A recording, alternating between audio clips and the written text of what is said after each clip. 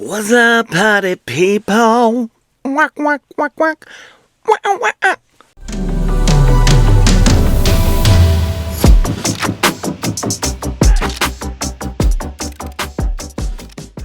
Okay, here's the deal. I'm going to try to accomplish a couple things basically here in this video. First, I'm going to try to go through the 8-ish books that I've read in the month of December. And then secondly, what I want to do is just show you a couple kind of books that I got for Christmas and also from some last minute book hauls, y'all.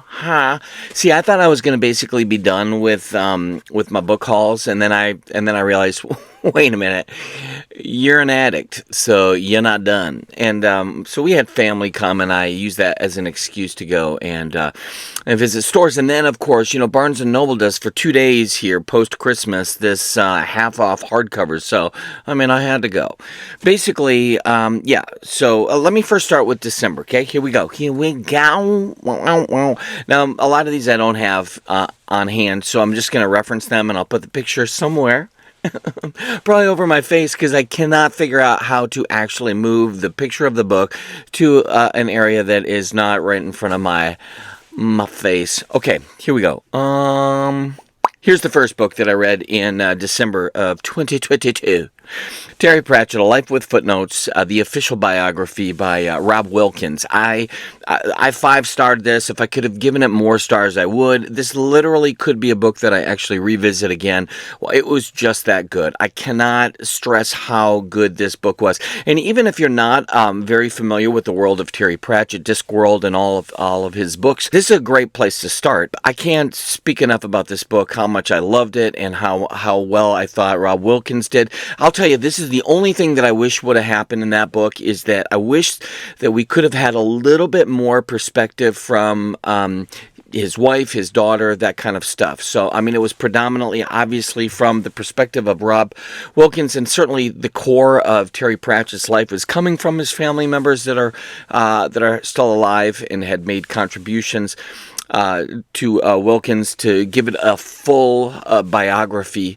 But I still, in part, would have loved that additional contribution from both his daughter and his wife. So, but otherwise, it's so good. It's so good that I would actually do this again. I'm hoping to get the hardcover book of this just to have in my collection. But I loved listening to Wilkins. He's the narrator for the audio version, and it was outstanding. So that's the first book that I read. The second was another Audible.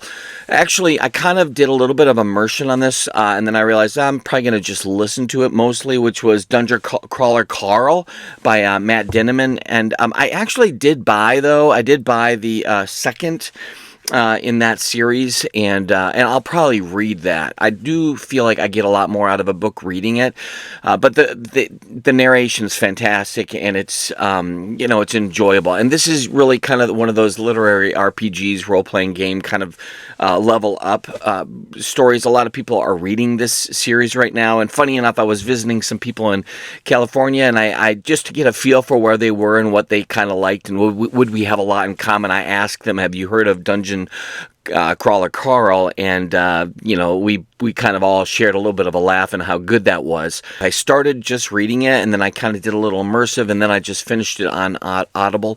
So you kind of can't go wrong. This is a no-brainer book. It's fun.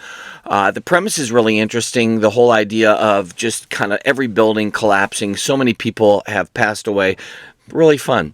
And so what happens is then you have this certain group of people who make themselves into this kind of subterranean world where basically, they're kind of on a highlight, action, reality, real survival type of game. And the rest of the galaxies are watching. You have these people having to survive all of this opposition. It's interesting. I honestly don't know how long I can do this series though, because in some way it's just entertainment. There's nothing truly substantial there for me to kind of hold on to and chew over, but it's fun and it's quirky and it's edgy, and I do love it for what it is. The third book that I read was Thrice by Andrew D. Meredith. I have to say I really loved this book, and the reason I loved the book, it was a fairly quick read but exceptionally enjoyable, and I think that Meredith's writing, it makes you feel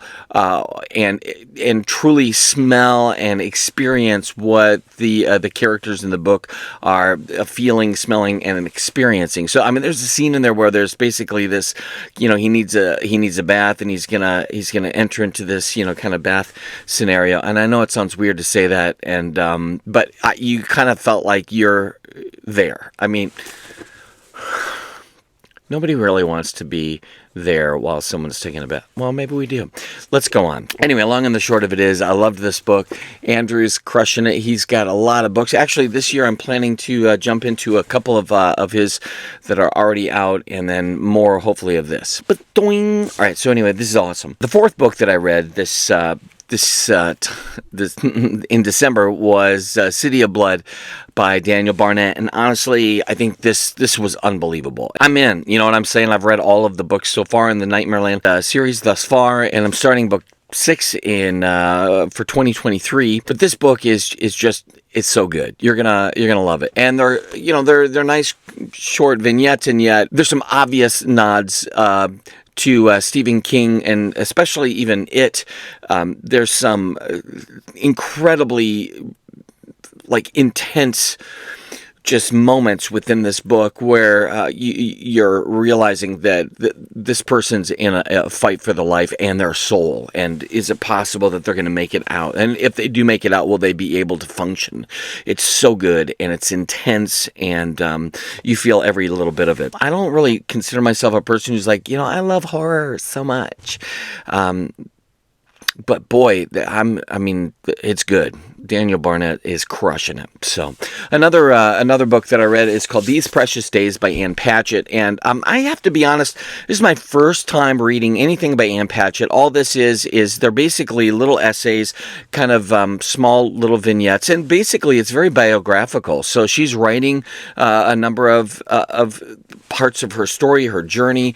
It's inclusive of the time with coronavirus and some stuff previous to that, and there's a lot there that we certainly can relate to. And for those who are fans of Ann Patchett, this book is perfect for them. They're going to love this. In fact, for me, it would have been, I would have eaten this book up if it were, for example, small little essays, short little, vignettes, pieces by Stephen King or Jim Butcher, somewhat biographical and, kind of reflective, introspective at times.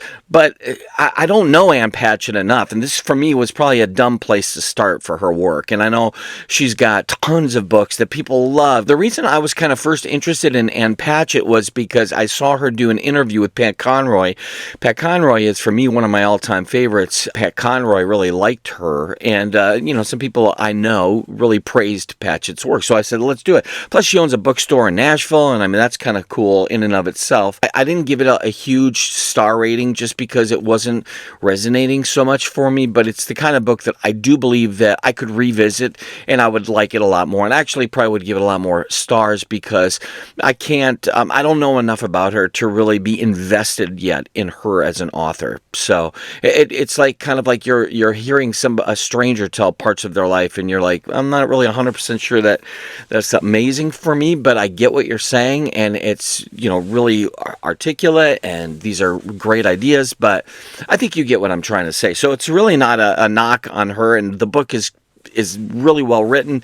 And again, I think if you like Ann Patchett at all, you're going to love this book. But if this is your first time into her world, like it was for me, I would probably say maybe start with one of her stories and see why everybody loves her writing. Yeah, so I'm sure that there'll be more Ann Patchett for me in the future. The sixth book I read is a short audible based on, it's a John Scalzi book called The Dispatcher, and a friend of mine recommended this, and I listened to it in like, whatever, a few hours. It's a short read, if you will, and the Audible is awesome. So I listened to that, and I really liked it a lot. And if you're familiar at all with Old Man's War by John Scalzi, you're going to like this. I really liked it. It's a unique premise. I won't go into this hardly at all because it's kind of the whole point of the book.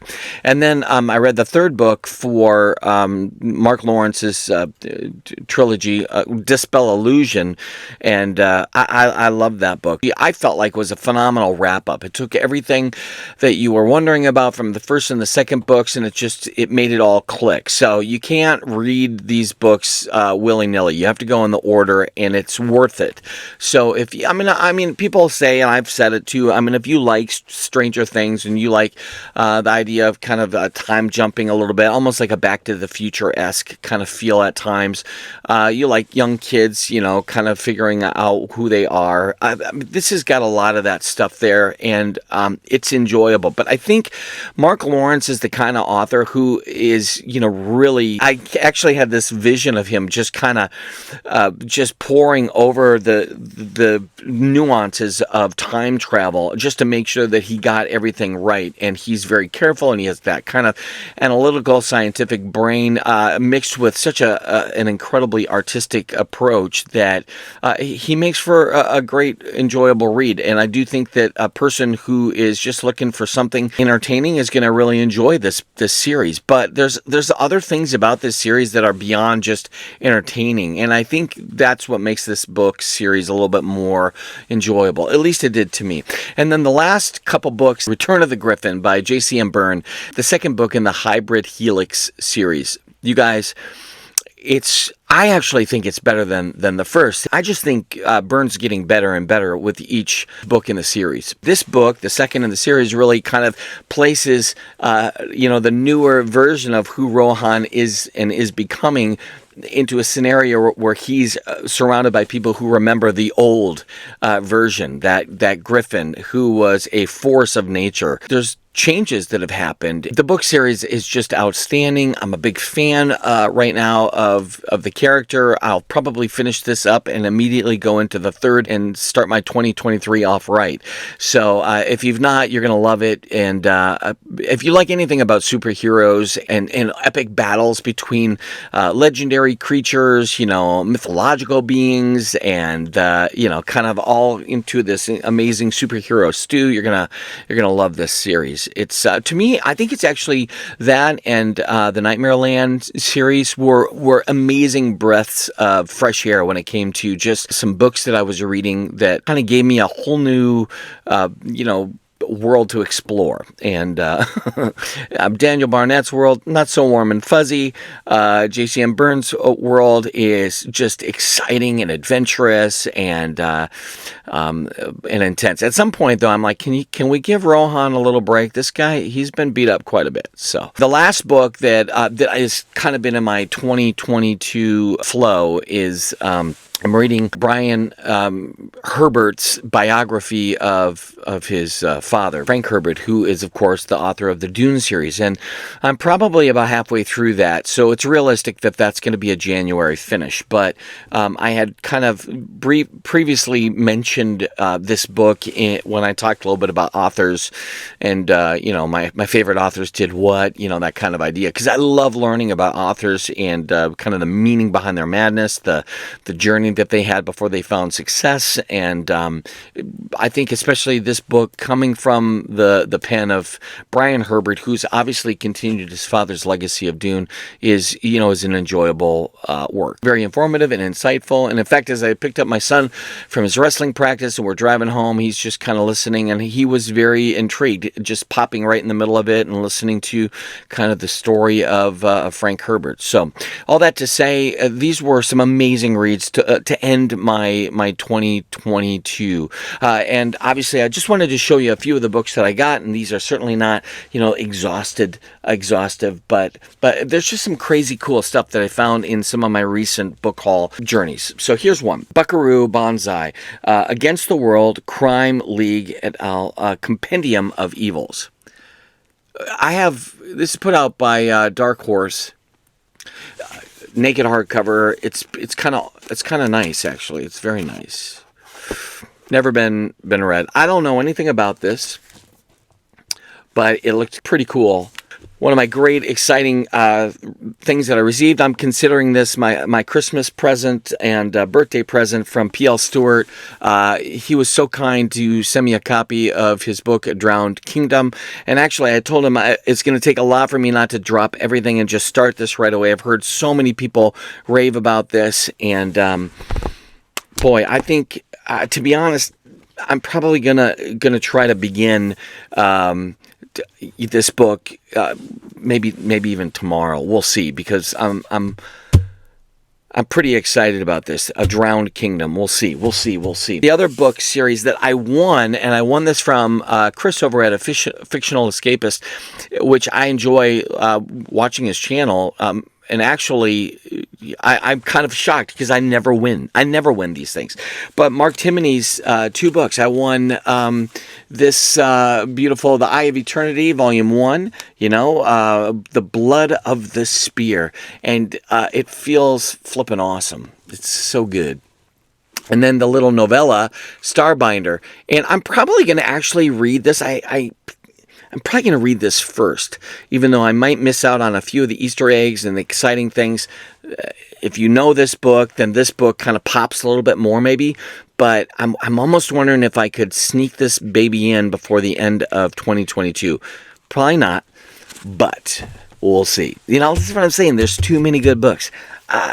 The other couple books that I had purchased and that arrived, and I'm going to just say it's part of my book haul, was Christopher Russell, Rebirth. I don't think I've already talked about Divinity's Twilight or, Rebirth and Remnant yet, but I got a hold of these two.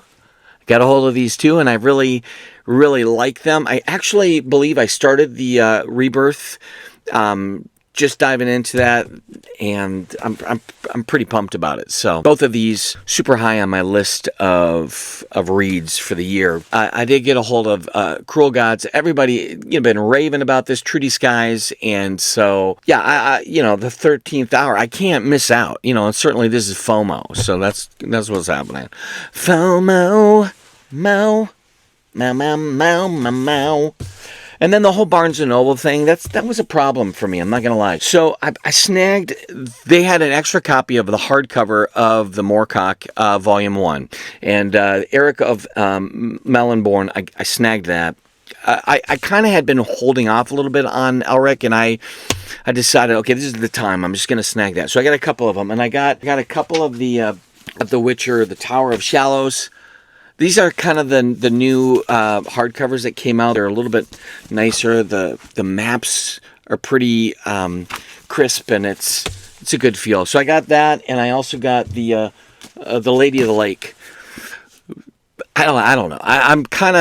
I've read The Last Wish, and I really liked that book in the series. And there's a ton of little short stories, and they were fantastic. So I want to read more of The Witcher. I'm a little bit worried because some people kind of get frustrated with the books as the series progresses. I don't know. We're going to see. This year I'm probably going to dive into a couple of those.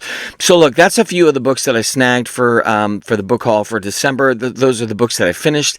And then you're going to see a video coming up of my January list of books that I intend to read. But you should know that the December list that I had put up for reading, I failed epically. I mean, I don't even know if I got but a couple books read that I had said I was going to read. I mean, I went off into Distraction Central, and I read all these other books that were not on my list, and that's going to be the reality. Basically, I'm going to tell you, here are all the books that I'm reading, and then I'm going to read whatever 8 to 10 books, and none of them, or 1 or 2 of them only, will be books that I said I'm going to read.